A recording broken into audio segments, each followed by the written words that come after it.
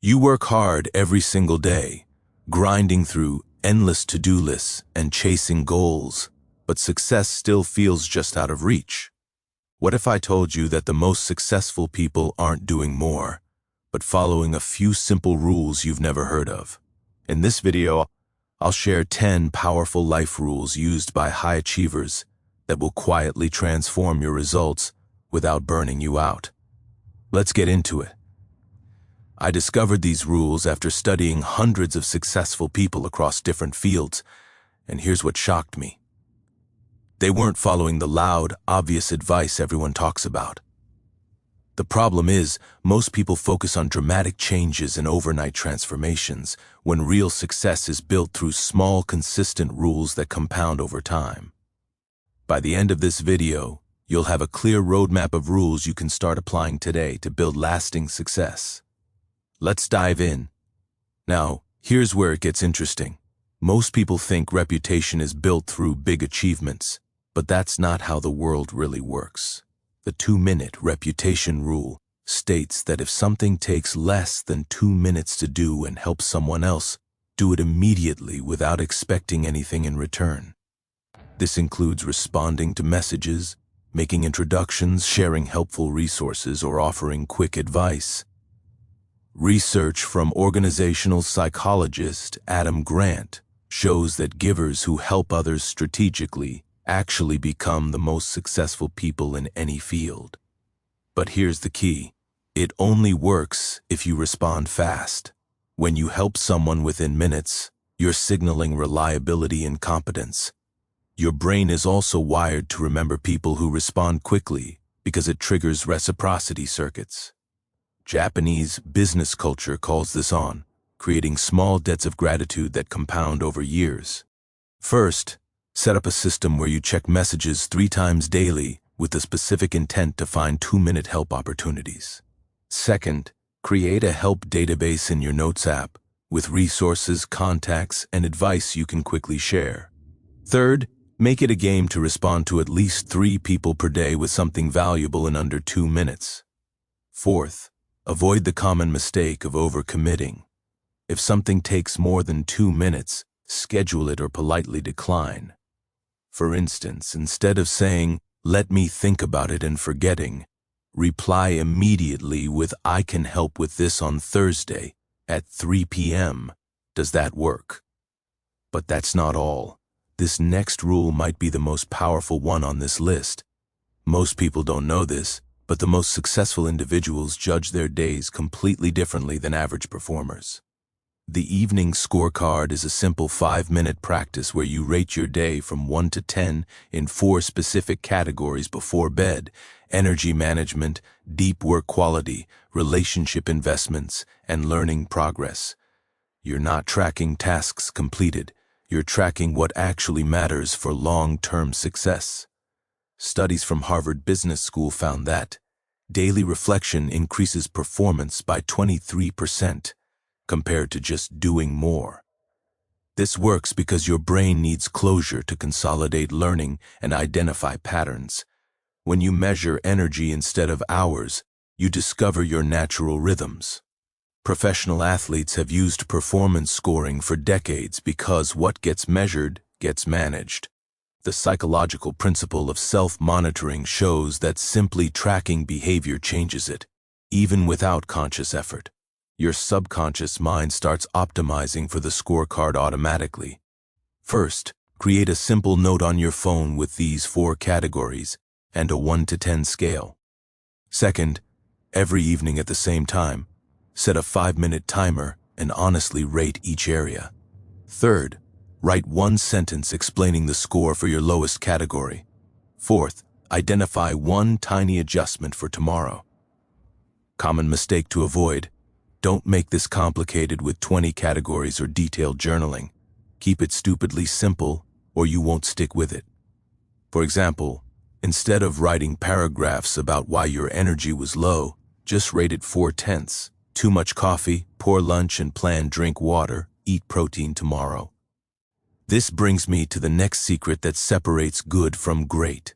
Now, you might be thinking this sounds obvious, but stay with me because there's a twist here. The proximity principle states that you must deliberately engineer who you spend physical and digital time around, because you'll become the average of the 5 people you interact with most. But here's the twist. This includes digital proximity through podcasts, YouTube, books, and social media feeds. Neuroscience research reveals that mirror neurons in your brain literally mimic the behaviors, thoughts, and emotional patterns of people you observe frequently. A famous 32-year Framingham Heart study found that behaviors spread through social networks like viruses, including obesity, happiness, and even success habits. This explains why someone's income is typically within 20% of their closest friend's average. Your environment shapes your standards more than your willpower ever will. When you're surrounded by people operating at a higher level, behaviors that seem impossible suddenly feel normal and achievable. First, audit your current proximity by listing the 5 people you interact with most and the 5 content creators you consume most.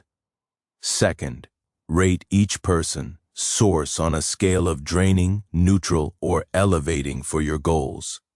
Third, systematically reduce time with draining influences by 50% over the next month. Fourth, join one community, mastermind or group, where the average member is where you want to be in 2 years.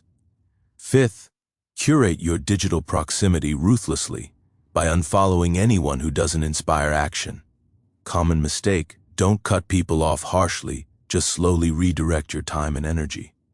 For instance, instead of spending 2 hours with negative friends every weekend, reduce it to 30 minutes and spend the saved time in growth environments. But wait, there's more to this.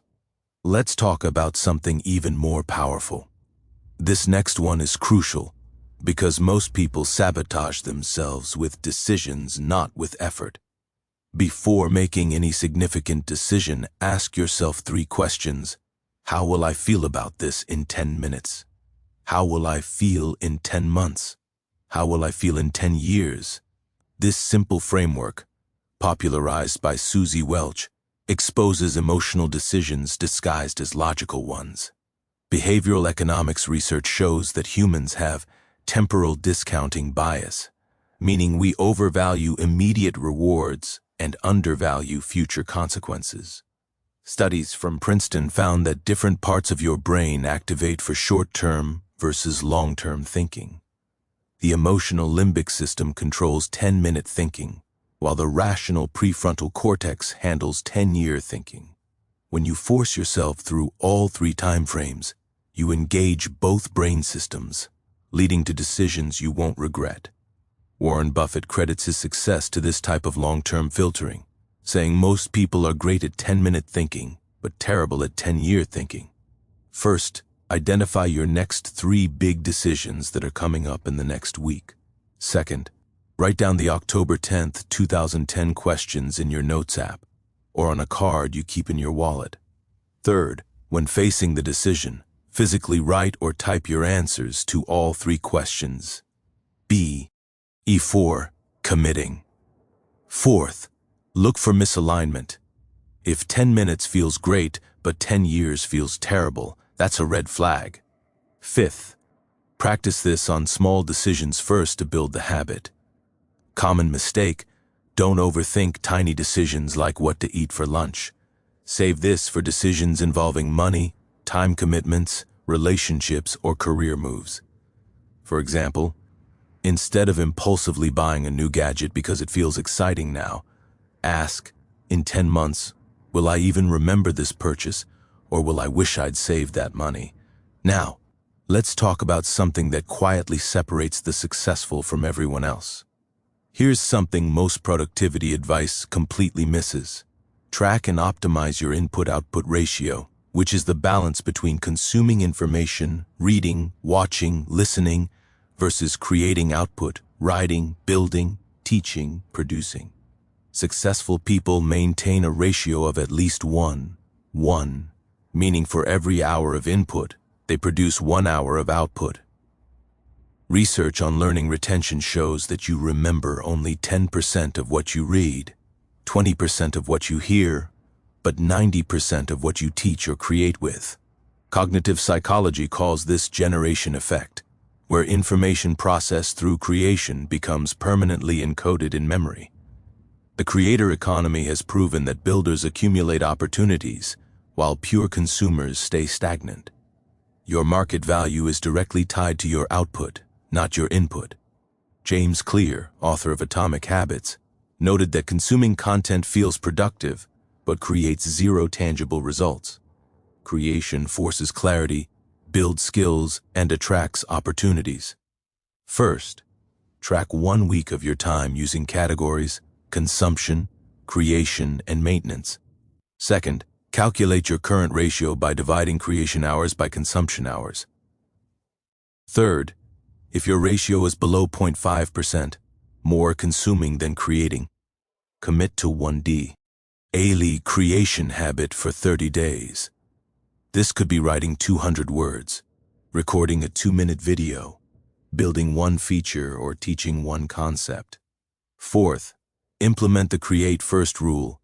Do your daily creation before consuming anything. Fifth, turn consumption into creation by taking public notes, writing summaries, or teaching what you learn. Common mistake. Don't wait until you've consumed enough to create. For instance, instead of spending 6 months reading about fitness before starting, document your journey as a beginner. The learning itself becomes your creation. But that's not all. This next rule is quietly used by almost every successful person I've studied. Most people think networking is about collecting contacts, but that's completely wrong. The 48-hour follow-up rule requires you to reconnect with anyone meaningful within 48 hours of meeting them, while the context is fresh. This follow-up must include specific reference to your conversation and offer clear value or next steps. Memory research shows that without reinforcement, humans forget 70% of new information within 24 hours, the forgetting curve. When you follow up within 48 hours, you're capitalizing on peak memory retention for both parties. Psychological studies on relationship formation reveal that meaningful connections require multiple touches within a short time window to transition from acquaintance to relationship. Business research indicates that 80% of opportunities require at least 5 follow-ups, but 44% of people give up after 1. The 48-hour window also signals professionalism and genuine interest, separating you from the 95% who never follow up at all. First, immediately after any meaningful conversation, conference, meeting, introduction, take 30 seconds to write 3 specific details in your phone about the person and what you discussed. Second, within 48 hours, send a personalized message referencing those details. Third, include one of 3 value adds: a relevant resource, a useful introduction, or a specific next action. Fourth, suggest a concrete next step with a specific time or format. Fifth, set a reminder to follow up again in 2 weeks if you don't hear back. Common mistake. Don't send generic nice to meet you messages. They're worthless. For example, instead of great meeting you at the conference, write really enjoyed discussing your challenge with remote team productivity. I remembered you mentioned time zone struggles. Here's a tool my team uses that might help. Would love to grab a virtual coffee next week if you're free Tuesday at 3 p.m. EST. This brings me to something that might surprise you. Now, here's where most productivity systems fail you completely. Instead of obsessing over time management, conduct weekly energy audits where you track which activities, people, and environments drain or amplify your energy. Then ruthlessly restructure your life around energy optimization, not time optimization. Studies from the Harvard Business Review found that energy, not time, is your most valuable resource. You can have 10 hours available, but accomplish nothing if your energy is depleted. Circadian rhythm research reveals that cognitive performance fluctuates dramatically throughout the day, with most people having peak mental energy for only 2 to 3 hours. Tony Schwartz's research on peak performance shows that managing energy through strategic renewal produces 30 to 40% better results than managing time alone. Psychological studies confirm that activities misaligned with your energy type, introvert, extrovert, morning, night person, create invisible tax on your performance. First, for 1 week, rate your energy level 1 to 10 every 2 hours and note what you were doing, who you were with, and where you were. Second, analyze PAT RNS to identify your top 3 energy drains and top 3 energy amplifiers. Third, block your highest energy hours for your most important creative work. Protect this time ruthlessly. Fourth, batch your draining activities together during low energy windows. For most people, post-lunch. Fifth, insert energy renewal practices between draining activities, 5-minute walks, breathing exercises, or complete environment changes. Common mistake: don't ignore energy drains you should enjoy. For instance, if social events consistently drain you despite thinking you should love them, stop forcing it. Instead of attending every networking event, choose 1 per month during your naturally social mood and protect your energy the rest of the time. But wait, there's a critical rule that ties all of this together. This might sound counterintuitive, but the most successful people deliberately build in something most people avoid. The 1% margin rule requires you to intentionally schedule 1% of your week, approximately 1.7 hours or 100 minutes, as completely unstructured margin time. No agenda, no productivity, no goals, just space to think, wander, or do nothing. Neuroscience research on the default mode network shows that breakthrough insights occur during rest, not during focused work. Studies from MIT found that problem-solving improves by 40% after unstructured break time. Bill Gates famously takes Think weeks twice a year with no agenda because insight requires space. The psychological concept of productive procrastination reveals that your subconscious processes problems when your conscious mind rests. Creativity research confirms that the most innovative solutions emerge at the intersection of relaxation and prior effort. When you're constantly busy, you're operating in survival mode with no capacity for strategic thinking. First, calculate 1% of your week, 100 minutes, and schedule it as sacred, untouchable time. Second, use this time for unstructured activities. Walking without music, sitting without screens, journaling without prompts, or simply staring out a window. Third, keep a margin journal nearby to capture any insights that emerge, but don't force it. Fourth, protect this time as fiercely as your most important meeting. Treat it as CEO thinking time. Fifth, gradually increase to 2 to 3% as you experience the benefits. Common mistake: don't fill margin time with relaxing productivity like educational podcasts or self-improvement books. For example, instead of listening to a podcast during your walk, just walk in silence and let your mind wander wherever it wants. Now, let's talk about a rule that quietly builds influence. Most people keep their learning private, and it's costing them everything. The public learning principle means documenting and sharing what you're learning in real time before you're an expert through the medium that feels most natural: writing, video, audio, social posts. You're not teaching as an authority, you're learning out loud. Research on the protege effect shows that teaching something forces you to organize information coherently, improving your own retention by 90%. Social learning theory demonstrates that public accountability accelerates progress through social pressure and feedback loops. Marketing studies reveal that documenting your journey attracts exponentially more engagement than showcasing finished results because people connect with process, not perfection. The algorithm economics of social platforms reward consistent documentation over sporadic perfection. Career research indicates that people who share their learning publicly receive 10 times more opportunities through visibility, credibility, and connection. First, choose one platform where your target audience or future collaborators hang out. LinkedIn for professionals, YouTube for creators, Twitter for builders. Second, commit to sharing one learning insight per week for 12 weeks, no pressure for perfection. Third, use the TIL format. Today I learned this concept. Here's what it means and why it matters. Fourth, engage with others doing the same by commenting thoughtfully on their learning journeys. Fifth, review what resonates after 12 weeks and double down on those topics. Common mistake. Don't wait until you're qualified enough to share. For instance, instead of spending 5 years becoming an expert before posting, document your journey from day one. I'm learning web development. Here's what confused me today and how I figured it out. Beginners teach beginners better than experts ever can, brr. D. Finally, the rule that makes all other rules sustainable.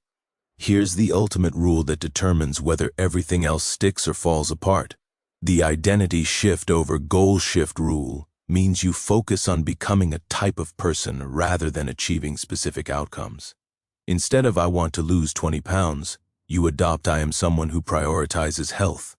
The identity comes first, behaviors flow from it, bar. Groundbreaking research from James Clear's Atomic Habits shows that behavior change is more sustainable when tied to identity than outcomes. Studies in psychology reveal that identity-based habits activate intrinsic motivation, while goal-based habits rely on extrinsic motivation, which depletes quickly. Neuroscience confirms that your brain's self-concept filter, RAS, reticular activating system, automatically seeks behaviors that confirm your identity. When you see yourself as a writer, sitting down to write feels natural. When you see yourself as someone trying to write, it feels like forced effort. Self-determination theory proves that autonomy and identity alignment produce lasting change, while external goals produce temporary compliance. First, identify the ultimate outcome you want. Then ask what type of person achieves this naturally. Second, complete this sentence. I am someone who, with that identity, not I want to be. Third, make daily decisions by asking, what would this identity do right now? Fourth, collect evidence of your new identity through small actions. Vote for yourself through behavior. Fifth, share your identity shift with one close person for social accountability.